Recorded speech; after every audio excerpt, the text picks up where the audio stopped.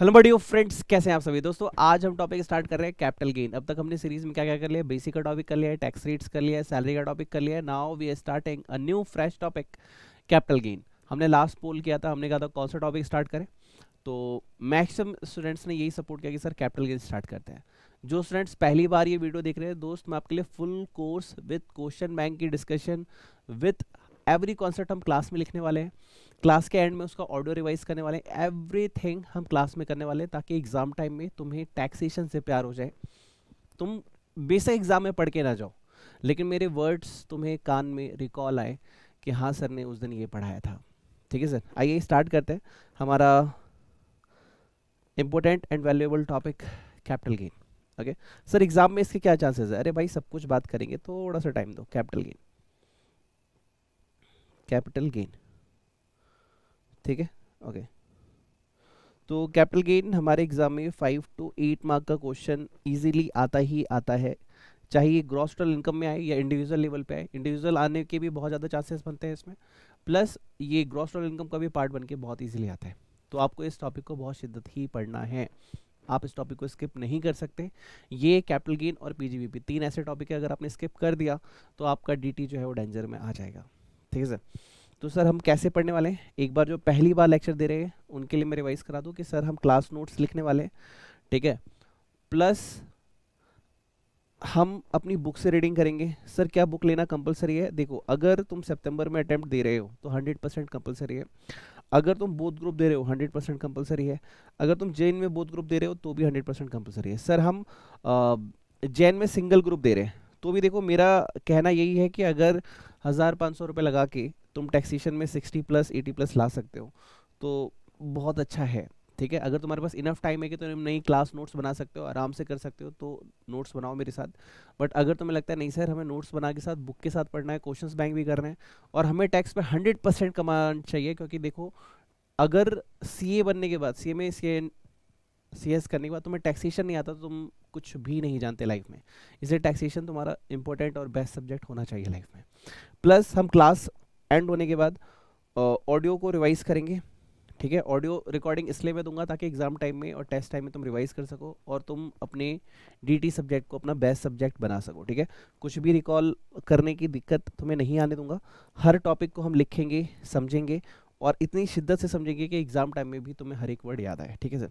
Sir इसमें सबसे पहले हमारे पास जो सेक्शन है, चार्जिंग सेक्शन जिसे कहते हैं, 55 सब सेक्शन 1। ओके, और ये है हमारे पास चार्जिंग सेक्शन। ये क्या कहते हैं आइए एक बार लिखते हैं, उसके बाद समझने की कोशिश करेंगे इसको। Right, charging section, charging section कहते हैं एनी प्रॉफिट और गेन अराइजिंग फ्रॉम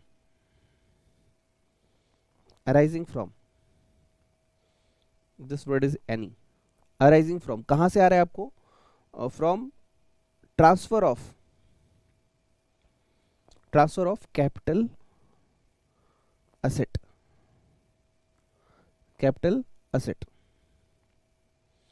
ठीक है, shall be taxable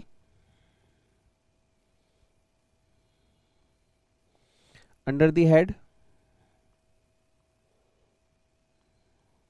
capital gain in the year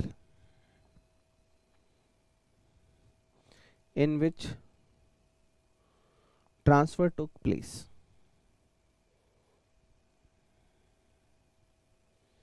okay देखो, अभी जो हम सीख रहे हैं एक जनरल लैंग्वेज सीख रहे हैं, इसमें बहुत सारे एक्सेप्शंस लेटर ऑन आने वाले हैं। सबसे पहले सर एनी प्रॉफिट और गेन अराइजिंग हो, देखो हमारा फायदा हो रहा है, प्रॉफिट हो रहा है या तो गेन हो रहा है, राइट। अब इसके बाद वो क्या कह रहे हैं? ट्रांसफर। तो हमारा कीवर्ड यहां पे क्या आता है सर? ट्रांसफर। ट्रांसफर होना जरूरी है। कैपिटल गेन का चैप्टर शुरू ही तब होगा जब ट्रांसफर होगा। सर क्या ट्रांसफर होगा? Sir capital asset.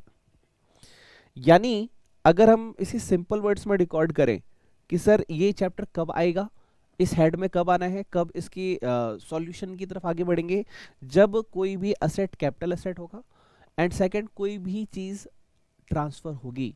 मान लीजिए आपके पास गोल्ड की चेन है, अगर वो ट्रांसफर ही नहीं हो रही तो आपको इस चैप्टर में आने की जरूरत नहीं है। सर आप ट्रांसफर तो कर रहे हो, लेकिन आप क्या कर रहे हो? सर मैं अपना पेन अपने दोस्त को दे रहा हूं, तो भी सर ये चैप्टर ट्रैक नहीं होगा, क्योंकि कोई भी असेट कैपिटल एसेट होनी चाहिए, एंड सेकेंड चीज ट्रांसफर होना चाहिए। सर कैपिटल एसेट क्या होता है? असेट तो हमें पता है, लेट सपोज ये माउस, क्या ये कैपिटल एसेट है? I am just asking to you. Sir I have a USB connector, क्या ये कैपिटल एसेट है? सर आपके हाथ में एप्पल का पेन है, क्या ये कैपिटल एसेट है? What is capital asset? Sir आपके पास फोन होगा, ये sir I have a phone, क्या ये फोन जो है ये कैपिटल एसेट है?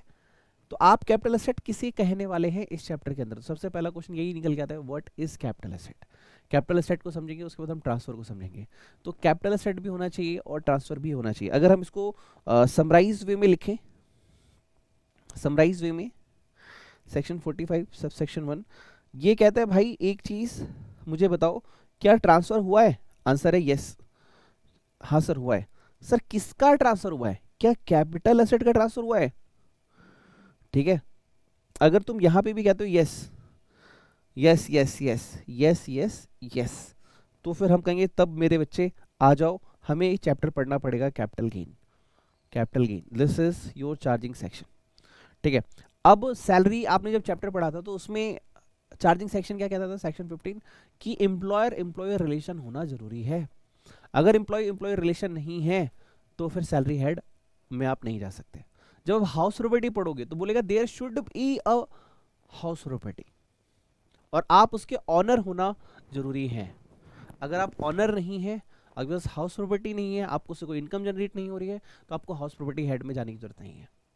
तो हर हेड अपनी एक एक्सप्लेनेशन देता है कि भाई मेरे पास तुम तब आओगे जब तुम ये कंडीशन को सेटिस्फाइड करने वाले हो। तो सेक्शन 45 सबसेक्शन 1 ट्रांसफर होना जरूरी है और कैपिटल सेट होना जरूरी है। आइए सर एक बार बुक से इसको हम स्टडी कर लेते हैं, और जो भी मेरे ओल्ड स्टूडेंट्स हैं उन सबके पास तो बुक है ही, जो पहली बार देख रहे हैं बुक रखिए। फुल सिलेबस हम लोग करने वाले, एक एक चीज़ डेप्थ में करने वाले, प्लस क्वेश्चंस भी करेंगे। जैसे मैं आपको दिखा दूँ, क्वेश्चंस भी सर ऐड किए हुए हैं प्रॉपर, जो भी आपके एग्जाम में आने वाले विथ सॉल्यूशन, राइट। तो हर एक क्वेश्चन करके, एग्जाम्पल करके सारी चीज़ हम करने वाले हैं, क्योंकि मुझे ये नहीं सुनना कि सर ये नहीं पढ़ा था इस वजह से फेल हो गया। नहीं सर, हमें हर एक चीज़ पढ़नी है, शिद्दत से पढ़नी है, और इतने अच्छे तरीके से पढ़नी है कि एग्जामिनर को हम बोल सके भाई तो कुछ भी पूछ ले, I can solve anything, I can do anything. Okay चलिए सर,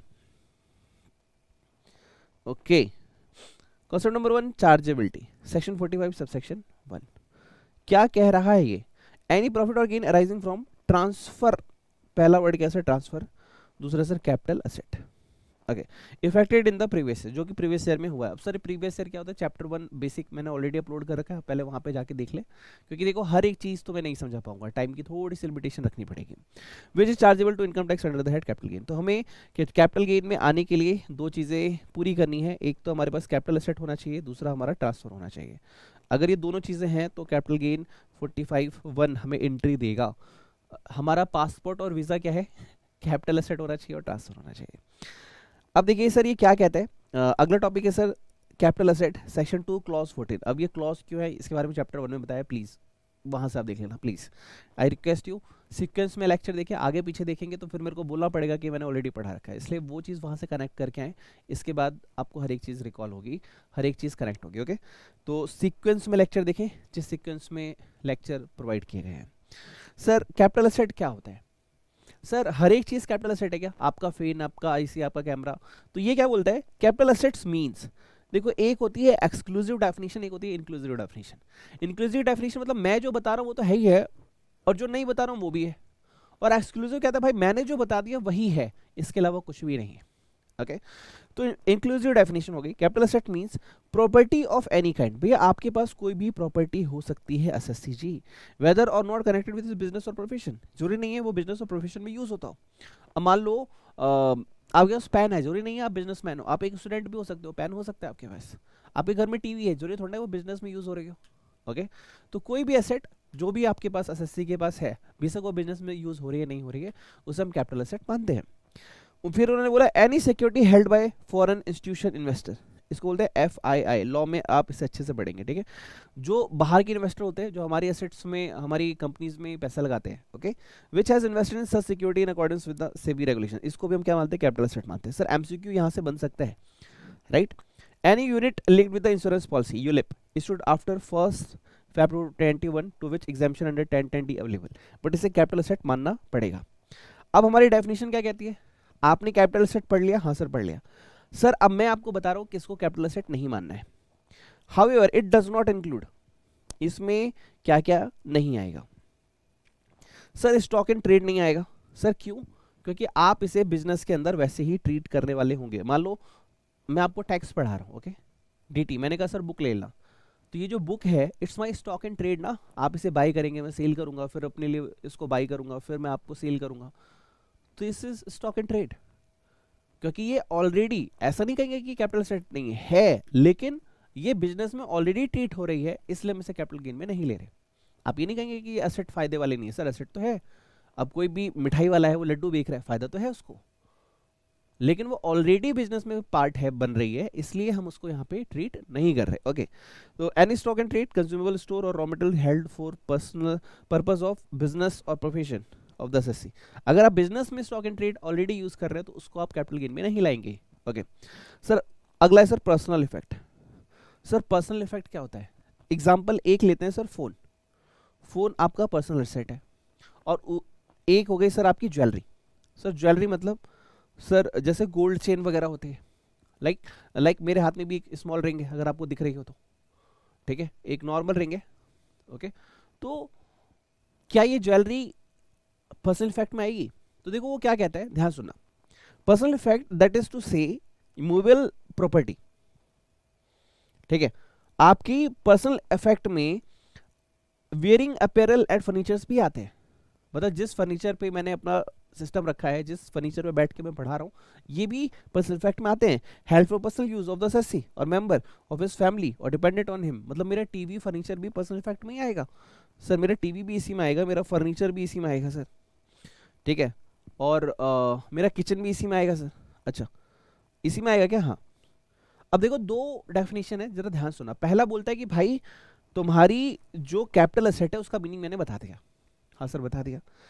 फिर इसने कहा इट डज नॉट इंक्लूड, इसमें ये चीजें नहीं आती. नहीं आती मतलब इसको तुम कैपिटल एसेट मत मानना. यानी पर्सनल इफेक्ट की चीजों को हम कैपिटल एसेट नहीं मानेंगे.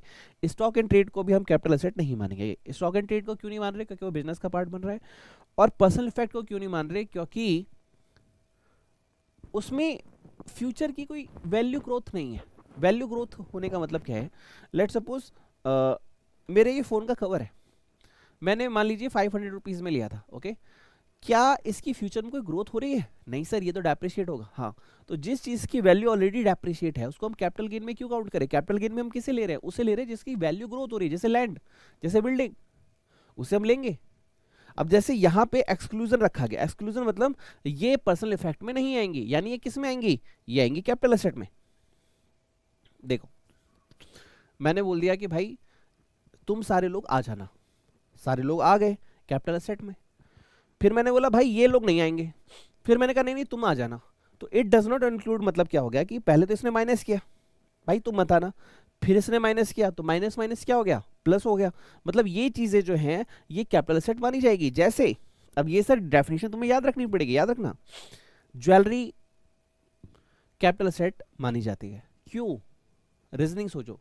इसलिए मानी जाती है क्योंकि, ध्यान सुनना, क्योंकि ध्यान से सुनो, क्योंकि इसमें टाइम के साथ वैल्यू ऐड होती है. तो इनकम टैक्स चालाक है, बहुत चालाक है. पहले मैंने भी सोचा यार कुछ को मान रहे हो कुछ को नहीं मान रहे हो. सर पेन को भी मान लो मेरे. सर नहीं, इसे नहीं मानेंगे. पहली बात तो ये बिजनेस में काउंट हो रही है. दूसरा क्यों नहीं मानेंगे? क्योंकि टाइम के साथ इसकी वैल्यू डाउन हो रही है, इंक्रीज नहीं हो रही है. तो कैपिटल गेन ने कैपिटल एसेट में उन्हीं चीजों को रखा है जिसकी वैल्यू टाइम के साथ बढ़ती है.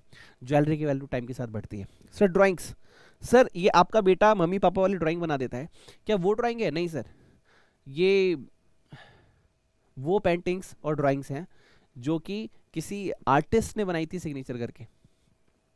आर्कोलॉजिकल कलेक्शन, कुछ लोगों को कलेक्शन रखने का शौक होता है, टाइम के साथ इनकी वैल्यू भी बढ़ती है. सर कुछ पेंटिंग्स, ड्राइंग और पेंटिंग्स, ये वो है जिस किसी आर्टिस्ट ने आप बाई करके लाए थे किसी इवेंट से, और उस पर साइन हो रखे हैं, टाइम के साथ उनकी वैल्यू बढ़ती है. जैसे सचिन तेंदुलकर का वो बैट जिसके साथ उसने सेंचुरी खेली थी, उसकी वैल्यू टाइम के साथ बढ़ेगी, घटेगी नहीं. ओके, स्कल्पचर्स, कुछ लोगों को शौक होता है.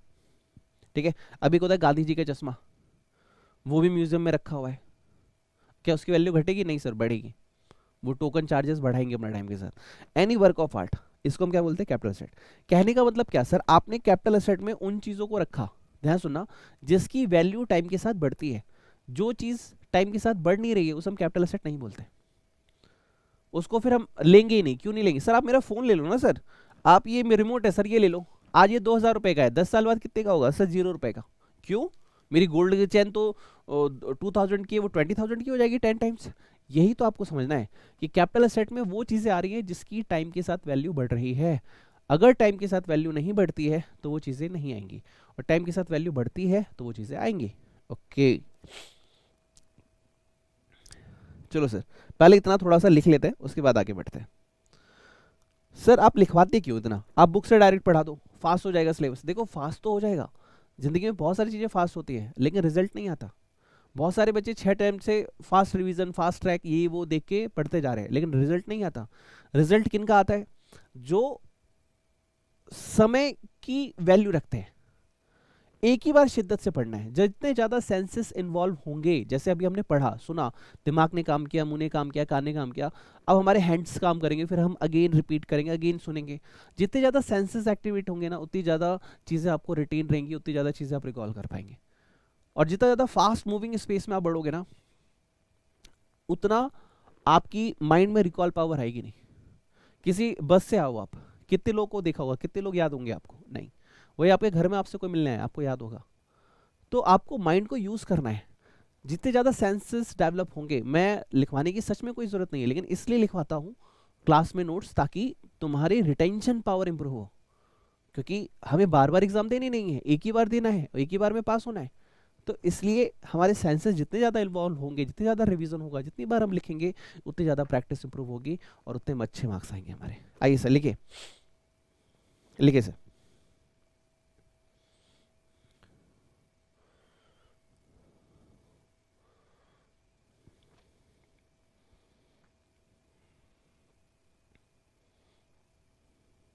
कैपिटल असेट्स, कैपिटल असेट्स क्या कहते हैं? Property of any kind. किसी भी टाइप की प्रॉपर्टी को हम कैपिटल एसेट बोलते हैं। सर ये कौन कह रहा है? तो ये है under section 2 clause 14, 2 clause 14। Sir क्या कहते हैं? Property of any kind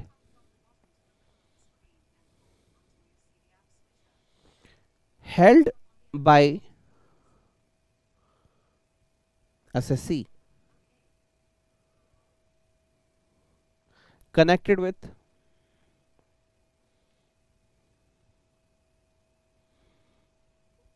business or not। देखो एक चैप्टर आपका पीजीबीपी, पीजीबीपी में जब हम प्लांट एंड मशीनरी का टॉपिक पढ़ेंगे, ठीक है, तो वहां पे डेप्रिसिएशन का टॉपिक आएगा। वहां पे आएगा जब आपने वो असेट जिसे आप 5 सालों से यूज कर रहे थे, आपने बेच दिया, उसमें कैपिटल गेन शॉर्ट टर्म आएगा, लॉन्ग टर्म आएगा, कैसे कैलकुलेट करेंगे? तो वहां भी ये रूल्स आने वाले हैं। तो कैपिटल गेन आपका पीछे छोड़ेगा नहीं। अब आप जब भी कोई असेट, कैपिटल असेट सेल्ड करेंगे, सोल्ड आउट करेंगे, तो ये टॉपिक आने ही वाला है। इसलिए लिखा है कनेक्टेड विद बिजनेस और नॉट। हो सकता है बिजनेस में हो, बिजनेस में है तो भी कैपिटल गेन लगेगा, और बिजनेस में आप नहीं हो तो भी कैपिटल गेन लगेगा। आपके पास एक हाउस प्रॉपर्टी थी, आपने वो बेच दी, क्या होगा? कैपिटल गेन लगेगा। ठीक है, यहां पे लिखिए excluding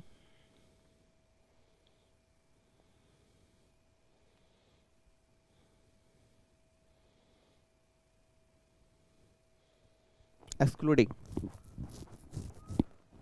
first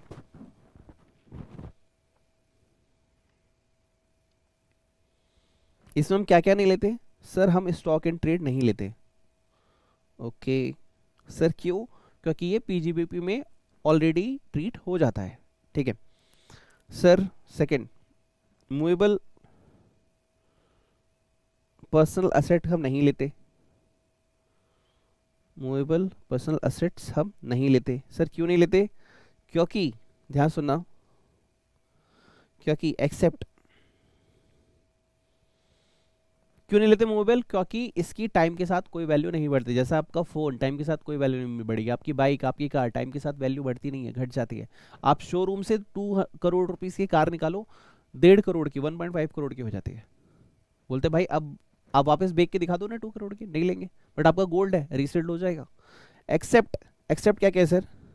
this is jewellery, drawing, painting, sculpture,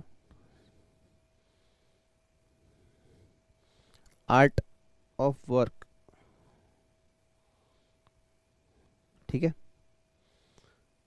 art, art of work, या वर्क ऑफ आर्ट बोला था तो वही हम लिख लेते हैं, work of art, work of art, ETC। ठीक है सर। सर क्या ये बात आपको समझ में आ गई? हाँ सर। सर अब तक हमने यही पढ़ा था क्या? हाँ जी, हमने यही पढ़ा था, जिसको मैंने आपको समराइज वे में लिखवा दिया। सर बुक पढ़ना क्यों जरूरी है? ताकि हमें पता रहे प्रेजेंटेशन क्या है, और नोट्स लिखना इसलिए जरूरी है ताकि हमें पता रहे कि हमें इसे रिकॉल कैसे रखना है। ओके ओके, ठीक है सर। सर इसके बाद एक आपने बुक के अंदर एक डेफिनेशन दी है, definition of jewellery. Jewellery is what? Jewellery is a capital asset. Why? क्योंकि टाइम के साथ इसकी वैल्यू बढ़ती है। प्रॉफिट और gain arising from transfer of jewelry had for personal use are chargeable to tax under the head capital gain. For this purpose the expression jewelry include, jewellery में क्या क्या आता है? तो ये MCQ में आपसे पूछ सकता है sir. ornaments made of gold, silver, platinum or any other precious metal or any alloy containing one or more of such precious metal, और प्रीसियस और सेमी प्रीसियस स्टोन्स, जैसे जेम स्टोन लगा दिए जाते हैं, जैसे नीलम पन्ना, बहुत सारे स्टोन्स। नीलम पन्ना नहीं सुना तुमने? Emerald, yellow sapphire, blue sapphire. Okay, whether और not set in the future, जैसे अगर तुम्हारा शनि खराब है तो ब्लू सफायर यूज करो, अगर तुम्हारा गुरु खराब है, जुपिटर खराब है, सैटर्न खराब है तो ब्लू सफायर, जुपिटर तो येलो सफायर, ठीक है। तुम्हारा कम्युनिकेशन स्किल खराब है तो मरकरी। तो ऐसे स्टोन्स होते हैं, ठीक है। यूटेंसिल्स और other article of words served into a wearing apparel, तुमने अपने ताज में उसे पहना हुआ है, राइट। अगर तुमने वैसे तो नहीं सुना होगा, लेकिन एक होता है ललिता सहस्त्रनाम, ठीक है, उसे विष्णु सहस्त्रनाम से भी ज़्यादा पावरफुल माना जाता है। उसमें जब तुम पढ़ोगे तो उसमें एक लाइन आती है कि देवी माँ ने मुकुट पहना हुआ है, राइट, जिसमें अनमोल स्टोन्स लगे हुए हैं। जैसे तुम बहुत पुरानी मूवी देखोगे तो उसमें राजा महाराजा के अंगूठी होती थी बहुत सारी, और ताज होता था उसमें बहुत सारे। यहाँ पे आजकल के सीरियल में भी देखोगे तो सनी देव के लिए काला ताज होगा, यहाँ पे कुछ ब्लैक सा होगा, और सूरज देव के लिए वाइट होगा। तो स्टोन्स वगैरह लगे रहते हैं, उसकी बात कर रहे हैं, कुछ भी हो सकता है लगा हो, हम उसे ज्वेलरी मानते हैं। Not to, not traded as capital asset, हम क्या नहीं मानते? TV and mobile personal use नहीं मानते। क्यों? क्योंकि नो कैपिटल एप्रिसिएशन। आप यहाँ पे लिख सकते हैं नो कैपिटल एप्रिसिएशन, कोई भी कैपिटल एप्रिसिएशन नहीं है। Silver utensils head for personal use, silver के बर्तन है, घर पे खाना खा रहे हो, उसमें हम कैपिटल एप्रिसिएशन नहीं मानते। Car head for personal use, sir क्यों? क्योंकि कैपिटल एप्रिसिएशन नहीं है। जिस चीज में कैपिटल एप्रिसिएशन नहीं है वो कैपिटल एसेट नहीं है। सच तो यही है, लेकिन लॉ ने ये लिखा नहीं, वरना उनकी पिटाई हो जाती, ठीक है। रूरल एग्रीकल्चर लैंड, आइए सर इसके बारे में थोड़ा सा लिखते हैं, इस बारे में थोड़ा सा लिखेंगे। वैसे लिखना क्या है, तुमने इसे मैं बुक से रीड आउट करा देता हूं, ठीक है, बुक से रीड आउट करा देता हूं। पहले बुक से रीड आउट करा देता हूं, फिर मैं लिख दूंगा read from book. Okay, agriculture land in India, okay, which is not urban, मतलब अगर तुम अर्बन नहीं हो, ठीक है, अगर तुम अर्बन नहीं हो, तुम क्या हो? रूलर।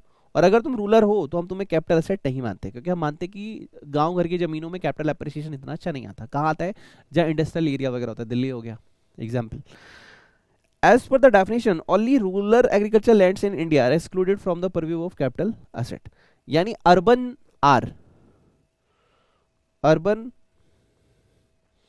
एग्रीकल्चर लैंड्स, वैसे अर्बन में एग्रीकल्चर लैंड्स होती ही नहीं है, लेकिन अगर फिर भी है तो क्या होगी वो? Capital asset. Okay, hence urban agricultural lands constitute a capital asset. Okay, according the agricultural land described in A or B being land situated within the prescribed specified urban limit would fall within the definition of capital asset.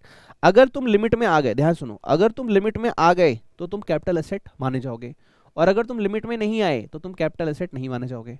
यानी तुम्हें urban agriculture land कब कहा जाएगा?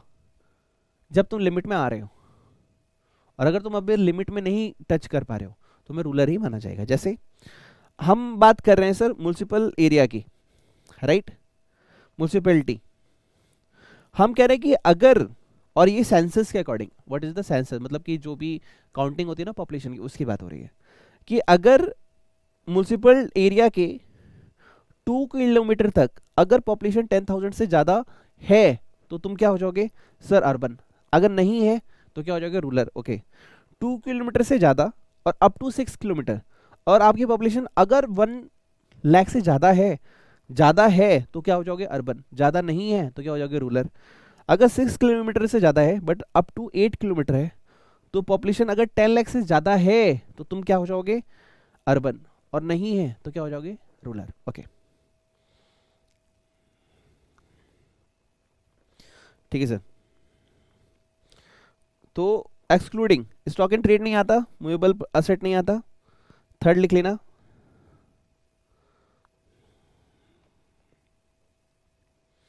Cell of rural agricultural, मतलब इसको हम क्या मानेंगे, इसको हम कैपिटल एसेट क्या करेंगे, property of any kind held by assessee connected with the business और not is a capital asset, excluding इन चीजों को हम नहीं मानते। तो sale of rural agriculture is not as a capital asset. Okay, ठीक है सर। फिर इसमें फोर्थ पॉइंट आता है गोल्ड बॉन्ड्स। गोल्ड बॉन्ड्स 1999 और deposit certificates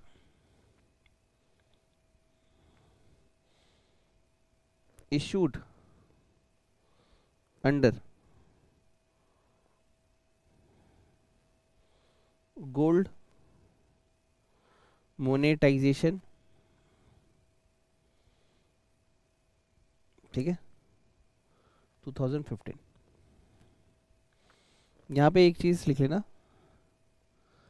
interest on instrument also exempt.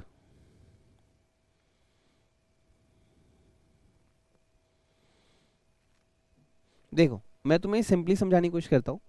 वो कहते हैं सर अगर आपके पास गोल्ड बॉन्ड्स है 1999 वाले, सर हमारे पास तो है ही नहीं, हाँ मुझे पता ही नहीं है, बट ये उनके लिए जिनके पास है। ओके, अगर तुम्हारे पास वो बॉन्ड है या फिर तुम्हारे पास सर्टिफिकेट है गोल्ड मोनेटाइजेशन 2015 के, तो हम उसे कैपिटल एसेट नहीं मानेंगे और उसमें जो इंटरेस्ट आ रहा है उसको भी कैपिटल एसेट नहीं मानेंगे।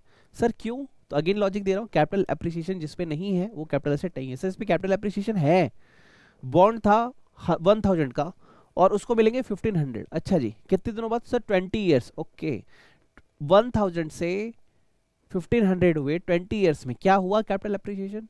Not more than 4 to 5%, right, इसलिए उसको कैपिटल एसेट में नहीं रखा गया। एक चीज याद रखना, गवर्नमेंट के बॉन्ड्स और उसमें वैसे ही इंटरेस्ट रेट बहुत कम होता है, तो गवर्नमेंट ने कहा अगर हमने इस पे कैपिटल एसेट भी इनसे ट्रीट करके कैपिटल गेन ले लिया तो कोई बाई ही नहीं करेगा। तो उन्होंने क्या कहा, भाई तुझे साइड कर देते हैं, तो टेंशन मत ले, तुझे हम कैपिटल एसेट मानेंगे ही नहीं, तुझे इस पे कैपिटल गेन भी नहीं देना। ओके, इसको हमने साइड कर दिया। अच्छा अच्छा, मुझे एक चीज बताओ, अब तक जो हम टॉपिक पढ़ रहे हैं इसमें कैपिटल गेन का मीनिंग क्या है? सर हमने अभी तक जो पढ़ा आपसे उसमें हमने सीखा कि भैया कैपिटल असेट होना चाहिए, राइट। फिर हमने क्या सीखा? हमने सीखा कि सर ट्रांसफर होना चाहिए। फिर हम एक पॉइंट और लिख रहे हैं, capital gain available in year of transfer. जिस साल में हमने ट्रांसफर किया उस ईयर में हमें कैपिटल गेन भी होना चाहिए।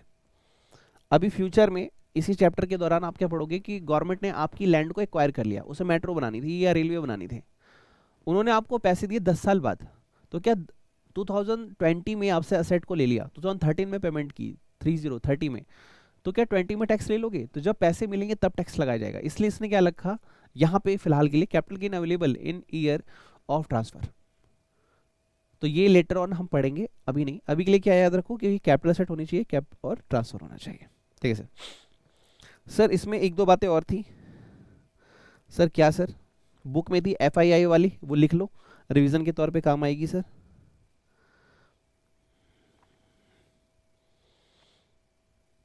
दो बातें लिख लो सर। पहला, any security held by FII is always treated as capital asset।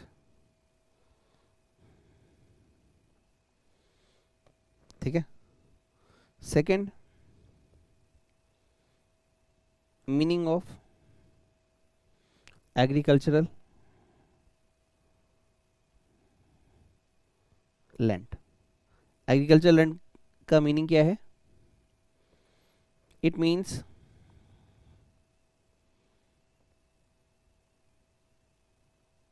agricultural land situated in rural area. और यहाँ पे दूसरा पॉइंट क्या लिख लेना? Rural area is a area which is not a urban area. तो रूरल एरिया वो area है जिसे हम अर्बन एरिया नहीं मानते। तो 2 किलोमीटर, राइट। एक बार यहाँ पे आप लिख लो रेफर बुक। ठीक है, ओके, ठीक है सर, यहाँ तक आपने पढ़ लिया, गुड। एक बार रिवाइज कर ले। ओके, आइए सर एक बार नोट से रिवाइज कर लेते, फटाफट हो जाएगा हमारा। हम टॉपिक पढ़ रहे हैं कैपिटल गेन, और पहला हमारा जो टॉपिक था अंडर सेक्शन 45 सब सेक्शन 1 वो चार्जिंग सेक्शन है। कहता है प्रॉफिट और गेन अराइज हुआ आपको, किस लिए हुआ है? क्योंकि आपने यहाँ ट्रांसफर किया है कैपिटल एसेट का। तो दो चीज़ें समझनी थी, एक तो कैपिटल एसेट, एक है ट्रांसफर। तो हमने कैपिटल एसेट का मतलब फिलहाल तो समझ लिया है, लेकिन लेटर ऑन धीरे धीरे जैसे चैप्टर बढ़ेगा आगे और सीखना है। Shall be taxable under the head capital gain, तो हम कैपिटल गेन के अंदर ट्रीट करने वाले हैं। तो सर दो बातें जरूरी है, ट्रांसफर होना जरूरी है, कैपिटल एसेट होना जरूरी है। Sir what do mean by capital asset? तो सेक्शन 2 क्लॉज 14 कैपिटल एसेट को डिफाइन करता है। कहते हैं property of any kind held by the SSC. SSC ने कोई भी प्रॉपर्टी हेल्ड कर रखी हो, कनेक्टेड विद बिजनेस और नॉट, हो सकता है बिजनेस में हो या ना हो। क्यों? क्योंकि जब हम बिजनेस का चैप्टर पढ़ेंगे तो वहां पे भी अगर हम कोई एसेट सेल करेंगे तो कैपिटल गेन वहां पे भी लगता है। ठीक है, उसका सर एक्सक्लूड, हम क्या क्या एक्सक्लूड कर रहे हैं? सर हम स्टॉक एंड ट्रेड को एक्सक्लूड कर रहे हैं। क्यों? क्योंकि वो पीजीपी में ऑलरेडी कवर्ड है। सर मूवेबल पर्सनल एसेट्स, आपकी कार हो गई, आपकी बाइक हो गया, आपका, हाँ यहाँ पे लिख लो, ऐसा करो, लिख लो आप यहाँ पे, कार, बाइक, आपकी टीवी, आपका फोन, ये सब क्या है? Movable personal asset. इसको हम नहीं मानते, क्या नहीं मानते? कैपिटल एसेट नहीं मानते। क्यों? क्योंकि इसमें कोई भी कैपिटल एप्रिसिएशन नहीं है। एप्रिसिएशन मतलब इसकी वैल्यू फ्यूचर में बढ़ने वाली नहीं है। जिसकी वैल्यू ही नहीं बढ़ रही उसमें हम कैपिटल गेन किस बात का लगाएंगे? एक्सेप्ट कुछ चीजों को छोड़ के, जैसे ज्वेलरी हो गए, ड्राइंग्स हो गए, पेंटिंग हो गए, स्कल्पचर हो गए, work of art, etc। Third है sir sale of rural agriculture. Sir rural क्या होता है? ग्रामीण क्षेत्र। ग्रामीण क्षेत्र की कोई भी लैंड है उसको हम कैपिटल एसेट नहीं मानेंगे। अच्छा, जो चीज़ कैपिटल एसेट नहीं उसमें कैपिटल गेन होगा क्या? नहीं। सर गोल्ड बॉन्ड से 1999 के या डिपॉजिट सर्टिफिकेट से, उस पर भी हम कैपिटल एसेट नहीं मानेंगे। ओके, दो बातें और रखी कि एफआईआई ने अगर कोई भी सिक्योरिटी हेल्ड की है तो हम उसे कैपिटल एसेट ही मानने वाले हैं, और एग्रीकल्चर लैंड वो है जो कि रूरल नहीं है। ओके, ठीक है सर, अच्छा पढ़ा आपने, थैंक यू बोलो खुद को। ओके, एक बार बुक से भी मार्क कर लेते हैं, फिर आगे बढ़ते हैं। तो ये बिजनेस बॉन्ड से, गोल्ड डिपॉजिट बॉन्ड से, और ये आपके लिए एक प्यारा सा चार्ट। थैंक यू बोलो मेरे को, थैंक यू। अरे हाँ, थैंक यू तो याद नहीं रहा। हाँ, जो भी पहली बार लेक्चर देख रहे हैं उन्हें याद रहे, चैनल को सब्सक्राइब नहीं किया तो सब्सक्राइब कर लो। एवरी इवनिंग 7 o'clock आपको डीटी का लेक्चर मिलने वाला है। ठीक है, इन रिटर्न तुम्हें गुरु दक्षिणा देनी है। वीडियो को लाइक नहीं किया तो लाइक कर लेना, कमेंट में थैंक यू जरूर बोलना है। जो भी सीखा हो कि हाँ सर आज मैंने ये सीखा, थैंक यू सर। और मैं दिल से, भोलेनाथ का आशीर्वाद तुम्हारे साथ हमेशा रहेगा, दिल से गॉड ब्लेस यू बोलूंगा कि जाइए और इस बार सीए फाइनलिस्ट बन के आए। हाँ, इस वीडियो सीरीज का यही रूल है, दिल से थैंक यू बोलना है और मैं दिल से तुम्हें गॉड ब्लेस यू बोलूंगा। ठीक है, ओके, ये मेरी गुरु दक्षिणा है। तो एक बार इसे कैपिटल एसेट को पढ़ लेते हैं। 214 यहाँ पे हमने देखा।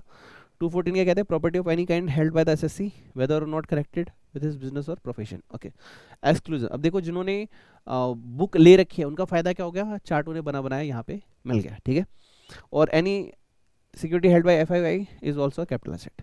एक्सक्लूजन क्या सर, स्टॉक इन ट्रेड, ठीक है, personal effect, rural agriculture land, gold bonds और गोल्ड डिपॉजिट बॉन्ड्स, ये क्या है एक्सक्लूजन में रखा गया है। और पर्सनल इफेक्ट में jewellery, archaeological collection, drawings, painting, sculpture, any work art को हमने एक्सेप्शन में रखा है, यानी ये सारी चीज़ें क्या है, ये सारी चीज़ें कैपिटल एसेट मानी जाती हैं। ओके, अगला है सर हमारे पास, इसके बाद क्वेश्चन आ जाएगा हमारा, how you calculate period of holding in case of following assets. इसको छोड़ देते हैं, बाद में पढ़ेंगे, मैं करवाऊंगा सारे क्वेश्चन, जितने भी क्वेश्चन है बुक में कराऊंगा। और हाँ, कैपिटल गेन और पीजीबीपी में मैंने वो क्वेश्चन रखे हैं जो आपके स्टडी मेट में नहीं है, क्योंकि कैपिटल गेन और पीजीबीपी ऐसा टॉपिक है जहाँ पे हमें बहुत डेप्थनेस चाहिए, बहुत बारीकी, एक एक पॉइंट की बारीकी, क्लियरनेस चाहिए हमें। सर ट्रांसफर क्या है, ट्रांसफर का मतलब क्या है, what it means, section 2 clause 47। अच्छा मुझे सेक्शन रिवाइज करा सकते हो क्या, 45 सेक्शन 1 कहता है कैपिटल एसेट होना चाहिए, ट्रांसफर होना चाहिए, चार्जिंग सेक्शन। ओके, इसके बाद हमने क्या पढ़ा, 2 क्लॉज 14 ये बोलता है sir what is a capital asset. फिर हम पढ़ रहे हैं 247 व्हाट इज ट्रांसफर। ओके, तो इसमें इन्होंने कुछ मीनिंग लिखी है 7 to 8। पहला लिखा है कि sir what is transfer, transfer का मतलब सर सेल। अरे सर ये तो मैं बचपन से मालूम था, ट्रांसफर मतलब सेल। अच्छा जी सर एक्सचेंज, एक्सचेंज मतलब मेरे पास एक घर है 5 फ्लोर 1 2 3 4, मैं तुम्हें 2 फ्लोर देता हूँ, तुम मुझे एक फ्लैट दे दो, एक्सचेंज। रिलिंगिशमेंट, रिलिंगिशमेंट मतलब होता है जब हम अपने राइट्स को छोड़ देते हैं, when we are sacrifice our right, मतलब आज से इसमें मेरा हक नहीं है, गाना नहीं है हमेशा तुझ पे है बस मेरा हक, ये वो वाला हक है। ओके, तो आज मैं अपने हक का त्याग कर रहा हूँ। जैसे तुमने मूवी देखी होगी, लड़की लड़के को मिलवाने ले आती है अपने पापा से, पापा दिस इज मिस्टर रवि और मैं इनसे शादी करना चाहती हूँ, आई लव हिम। ओके बेटा तुम जाओ चाय पानी लेके आओ। तो लड़की के पापा चेक देते, ब्लैंक चेक, बोलते बेटा साइन कर, बता कितने चाहिए तेरे को और छोड़ दे मेरी बेटी को। लड़के ने तुरंत 1 करोड़ रखा और बोला हाँ ठीक है दे दो सर, तो देख के उसे भगा देता है। रिलिंगिशमेंट, लड़के ने क्या किया, अपने प्रेम का राइट छोड़ दिया कि ठीक है आज से मैं इसकी लाइफ में नहीं होगा, राइट। मजाक कर रहा था लेकिन दिस इज ऑल्सो सर, लेकिन वो लड़की वाला कैपिटल सेट थोड़ा ना होता है, हाँ मेरे को मालूम है, I am just giving you example of relinquishment, when हम अपना राइट छोड़ देते हैं। जैसे ईसॉप, ईसॉप में क्या होता है, हमें राइट मिलता है कि भाई तू शेयर खरीद ले, हम बोलते हैं नहीं सर हमें शेयर नहीं चाहिए, तो हम अपने राइट को छोड़ के अपने दोस्त को दिलवा देते हैं। The extinguishment of any right, ये उसका भाई है, दोनों के अंदर राइट जा रहे हैं, बट पहले वाले में तुम अपनी मर्जी से छोड़ रहे हो, दूसरे वाले में तुमसे छुड़वा लिया जाता है। जैसे तुम फोन नहीं छोड़ रहे, जैसे छोटा बच्चा होता है 5 साल का, बेटा फोन छोड़ो पेपर है, अरे पापा प्लीज ना, एक झापड़ मारा, चल फोन छोड़, छोड़ना पड़ गया। एक्सटिंग्विशमेंट, जैसे गवर्नमेंट को मेट्रो बनानी है, गवर्नमेंट को रेलवे लाइन बनानी है, वो जमीन उन्हें चाहिए, तुम नहीं छोड़ोगे, वो छुड़वा लेंगे। एक्सटिंग्विशमेंट। पहला क्या था, रिलिंगिशमेंट, सर छोड़ दो, अबे छोड़ना ही पड़ेगा। मूवी देखी होगी तुमने कुछ, उसमें गुंडे लोग गरीबों की जमीन हथिया लेते, एक्सटिंग्विशमेंट। वो ये नहीं बोलते छोड़, छोड़ दे, निकल ले, एक्सटिंग्विशमेंट।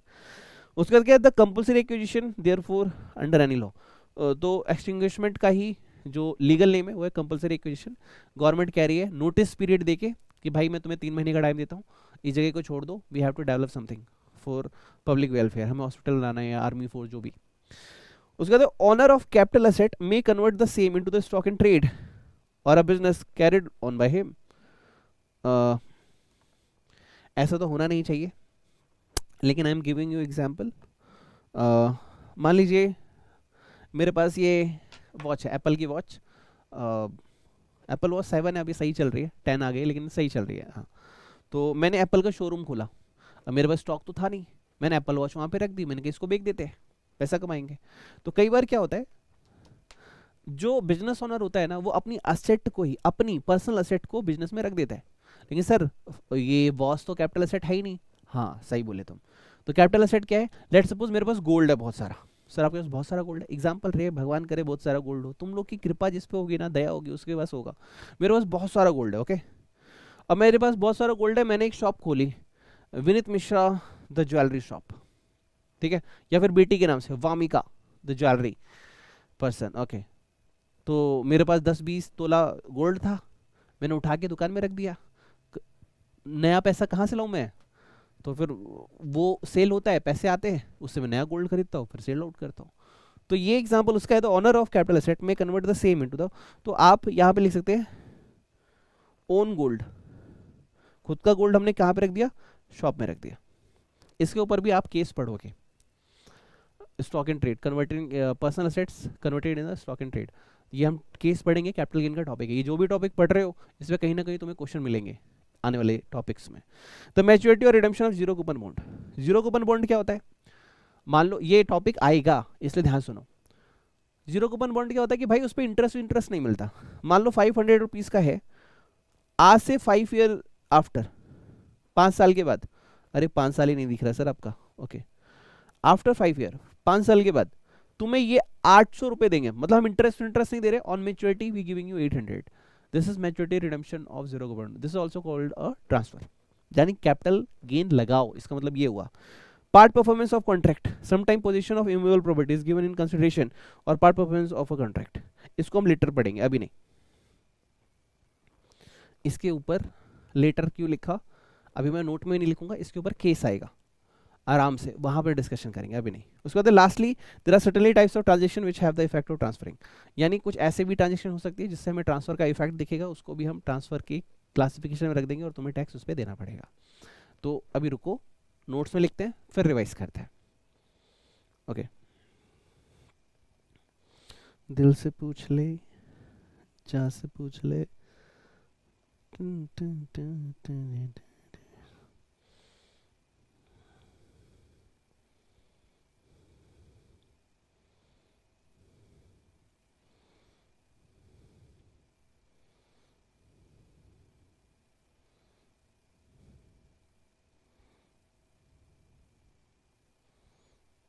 मीनिंग ऑफ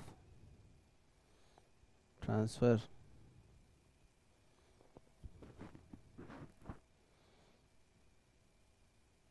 ठीक है। First, sale of capital asset, ठीक है। सेकंड,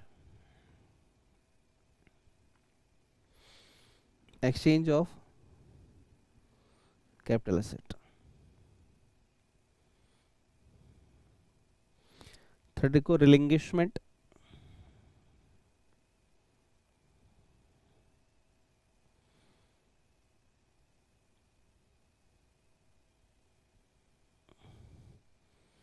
और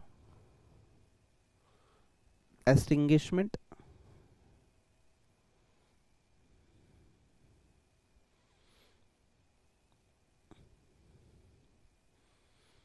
of right.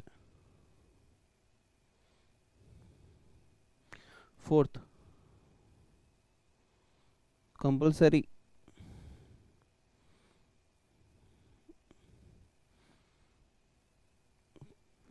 Acquisition of capital asset.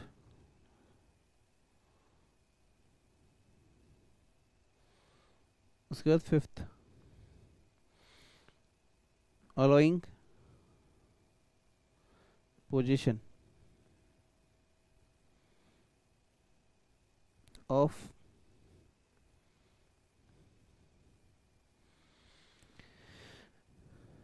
Any immovable property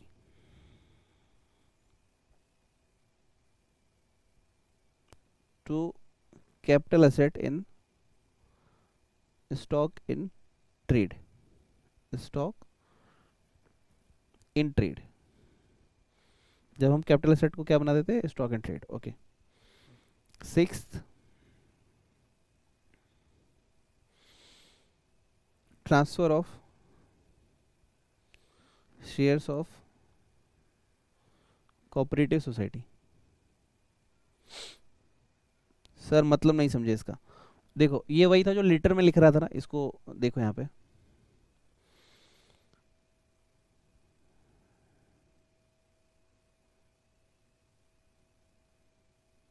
ये जो 8 पॉइंट है ना, वो ये कह रहा है कि कई बार कोऑपरेटिव सोसाइटी बन जाती है। कोऑपरेटिव सोसाइटी क्या होता है, मालिक अगर देखा जाए तो एक बंदा ही पूरी कोऑपरेटिव सोसाइटी का मालिक होता है, लेकिन जितने भी मेंबर्स, जितने भी फ्लैट्स होते हैं, सारे ही लोग उसके मालिक होते हैं। ठीक है, तो वो जब उसको सेल करेगा, ठीक है, तो पूरी सोसाइटी तो सेल नहीं होगी, उस पर्टिकुलर फ्लैट को आप सेल कर रहे हो, तो उसके बदले में जो आप सेल करके पैसे ले रहे हो, this is also a transfer. ठीक है, तो इसे सिंपल वर्ड्स में मैं क्या लिख दे रहा हूँ आपके लिए, transfer of shares of cooperative society, यानी आप अपना फ्लैट सेल जब भी कर रहे हो तब। 6 and the last, redemption of zero coupon bonds.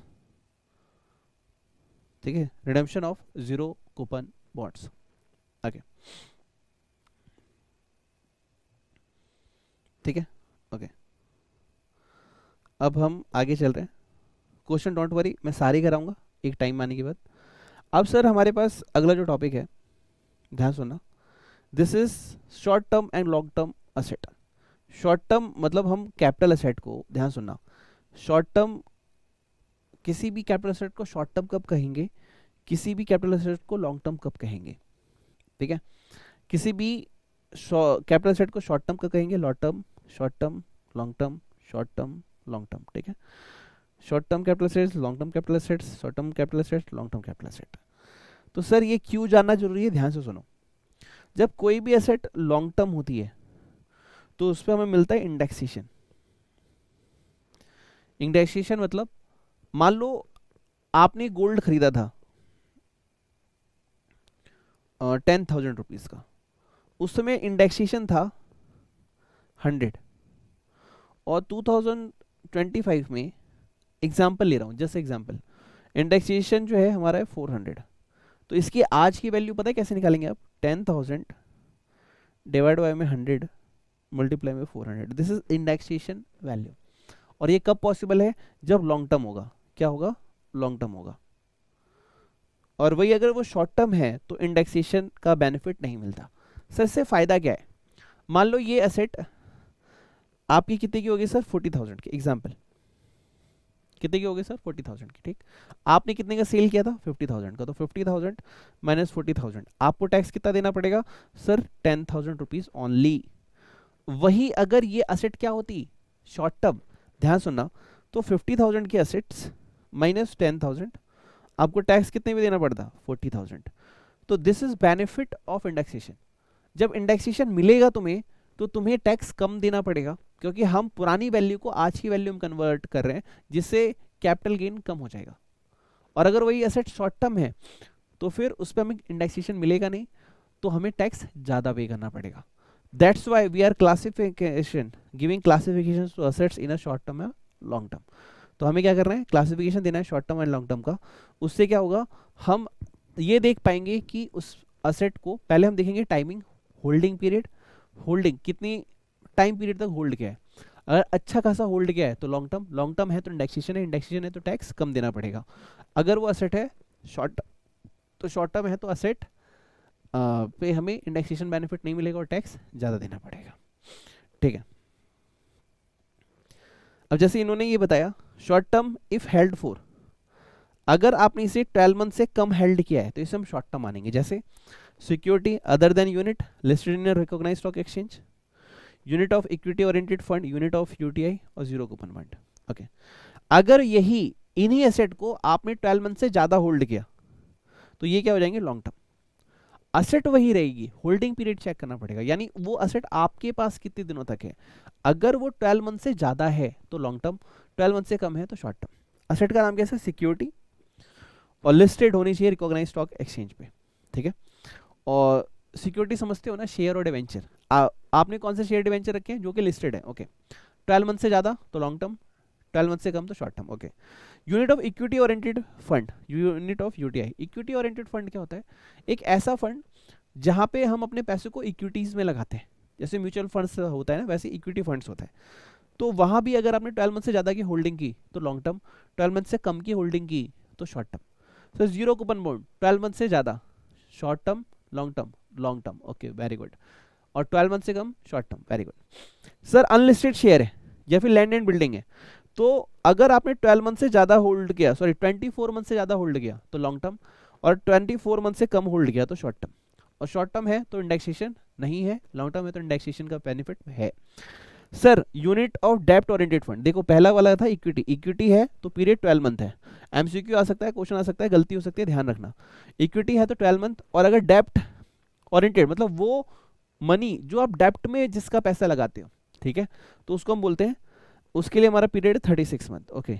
और अनलिस्टेड सिक्योरिटी है, अनलिस्टेड सिक्योरिटी है, यानी अगर एक है, देखो दो टाइप की सिक्योरिटी, एक जो स्टॉक एक्सचेंज पे लिस्टेड है। सर ये लिस्टेड अनलिस्टेड क्या होता है, तो इसके लिए आपको लॉ पढ़ना पड़ेगा, लॉ में आपके टीचर बताएंगे चैप्टर 2 के अंदर, इसके अंदर अच्छी खासी डेफिनेशन दी हुई है, वहाँ पे आप पढ़ना। चैप्टर 1 के अंदर सब कुछ बताया गया है, मेरे से क्लास ले रखी है, मैंने बता रखा है, लेकिन अगर आपने नहीं पढ़ा है तो थोड़ी सी दिक्कत जा सकती है, बट मैं एज्यूम करूंगा कि आप लॉ पढ़ चुके हैं या पढ़ रहे हैं, ओके। चैप्टर 1 तो क्या ही होगा लॉ में। तो अनलिस्टेड है, अनलिस्टेड है तो पीरियड कितना हो गया सर 36 मंथ, और वही अगर लिस्टेड है तो पीरियड कितना हो गया 12 मंथ। लिस्टेड सिक्योरिटी अगर 12 मंथ भी होल्ड की तो लॉन्ग टर्म मानी जाएगी, अगर अनलिस्टेड को होल्ड कर रहे हो आप तो पीरियड चाहिए 36 मंथ का, और 36 मंथ से कम है तो क्या हो जाएगी शॉर्ट टर्म, ओके। और सर अदर कैपिटल एसेट्स के लिए 36 मंथ, ओके। सर आइए सर इसे लिखते हैं sir,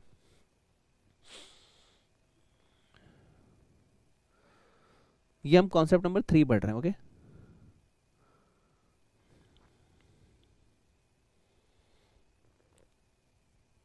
types of capital assets, types of capital assets, okay.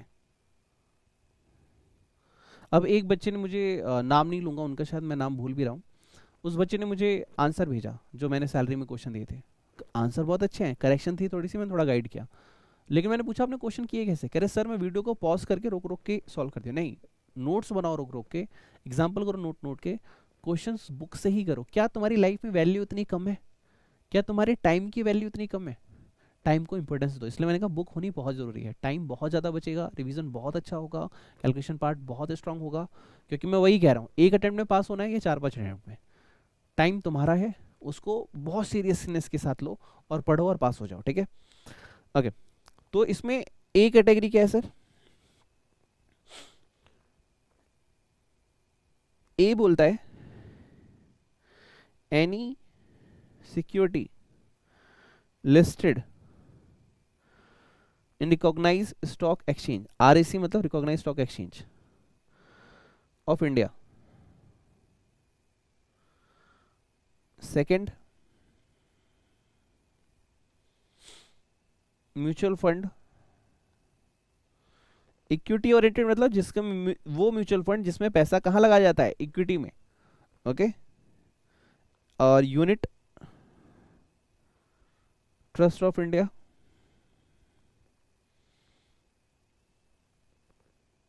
And लिखना zero coupon bond, zero coupon bond. तो इसके लिए हम पीरियड कितना देखने वाले हैं, 1 ईयर। 1 ईयर से अगर ज़्यादा है, आपने होल्डिंग पीरियड किया, ठीक है सर, तो ये हो जाएगा लॉन्ग टर्म, और 1 ईयर से कम रखा तो क्या हो जाएगा short term, okay.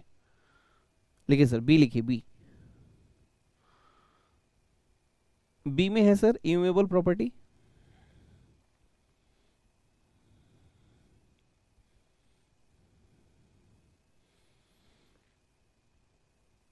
Shares of unlisted company, ठीक है। तो इसके लिए कितना हो गया सर, अगर इसके लिए पीरियड है 2 ईयर, अगर 2 ईयर को से आपने ज़्यादा की होल्डिंग की तो क्या हो जाएगा लॉन्ग टर्म, और आपकी होल्डिंग अगर कम है तो क्या हो जाएगा शॉर्ट टर्म। इसी के साथ हमारा पेज खत्म हो जाता है, कोई बात नहीं।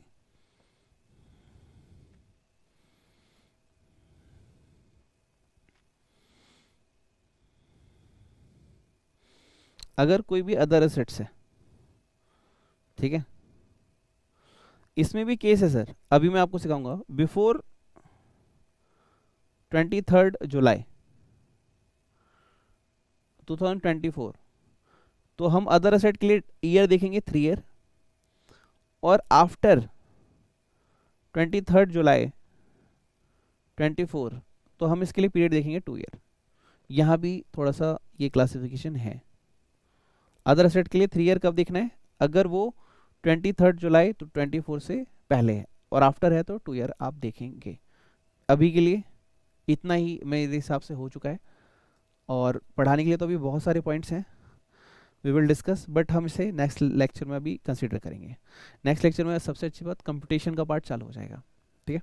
तो एक बार इतना रिवाइज कर लेते हैं, क्योंकि पहला लेक्चर है तो बहुत सारे लोगों को हो सकता है बोरिंग लग रहा हो और बहुत सारे लोगों को इंटरेस्टिंग लग रहा हो। देखो यार एक चीज़ समझो, बोरिंग, मैंने आपको कहा आपको 2 करोड़ रुपए मिलेंगे, आपको बोरिंग लग रहा है या इंटरेस्टिंग लग रहा है या बोरिंग? सर बोरिंग लग रहा है, तो तुम्हारी किस्मत से 2 करोड़ गए। सर इंटरेस्टिंग लग रहा है तो मिलेंगे। तो मेरे हिसाब से बोरिंग और इंटरेस्टिंग होने से ज़्यादा जरूरी है, ये मेरे लिए जरूरी है कि नहीं है। If this is useful to you तो वो बोरिंग और इंटरेस्टिंग को करो उस काम को, और दैट इज वैल्यूलेस, उससे मेरी लाइफ में कोई भी एडिशन नहीं हो रहा है, यूजलेस है तो उसको छोड़ दो। बोरिंग इंटरेस्टिंग बस एक हमारा सिनेरियो है। जैसे मैंने रेड कलर का चश्मा अगर मैं पहनूंगा तो मुझे दुनिया रेड दिखाई देगी, बट उससे दुनिया नहीं बदलेगी, दुनिया जो है वो वही दिखाई देने वाली है। मैंने अगर येलो पहना तो मुझे पूरी दुनिया येलो दिखाई देगी, दुनिया वही है, ये मेरा नजरिया है। तो टॉपिक बोरिंग और इंटरेस्टिंग नहीं होना चाहिए, टॉपिक होना चाहिए मेरे लिए यूजफुल है कि नहीं। अगर मैंने शिद्दत से सीखा तो मैं पास हो जाऊंगा क्या? हाँ, अगर ये सच है आई विल डू इट। अच्छा एक चीज़ तो मैंने बताई नहीं, अगर आपने बुक नहीं ली है और आप ये पहला लेक्चर देख रहे हो तो आप मुझे व्हाट्सएप पे मैसेज करोगे 9354719404 पे, ठीक है।